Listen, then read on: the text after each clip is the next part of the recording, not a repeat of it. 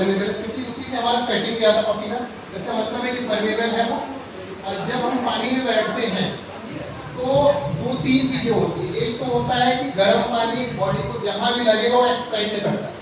गर्म पानी लगेगा तो एक्सपेंड करेगा, बर्फ लगाएंगे सिकुड़ देगा। अगर ब्लीडिंग होती है तो कहते हैं कि बर्फ से सेकाई कर दीजिए, ब्लीडिंग रुक जाएगी क्योंकि सिकुड़ जाएगी, वेसल्स कॉन्स्ट्रिक्ट कर जाती है।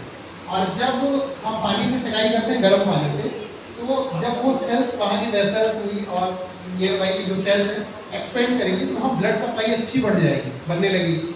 अगर ब्लड सप्लाई वहाँ होगी तो वहाँ पे जो मिनरल्स का एक्सचेंज है वहाँ से होना शुरू हो जाएगा, क्योंकि स्किन भी तो काम करती है। वैसे ही कुछ यूरिया पेशाब के थ्रू निकलता है, यूरिया कंटेंट कुछ पसीने के थ्रू निकलता है।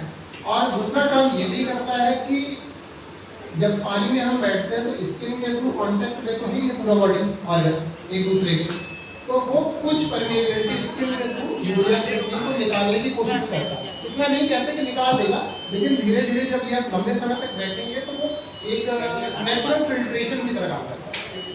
और कुछ जो बॉडी में हमारे नेफ्रॉन्स होते हैं डीएक्टिवेटेड, मतलब सारे काम नहीं कर रहे होते, वो डीएक्टिवेटेड फॉर्म होते हैं, तो उनको एक्टिवेट करने का भी काम होता है। जो कुछ रेस्ट पीरियड में रहते हैं ना, जैसे 100 मान लीजिए है तो 100 में से 50-60 काम कर रहे हैं, जो बाकी रेस्ट में है, बाकी कुछ डैमेज हो वो डैमेज होकर रीजनरेट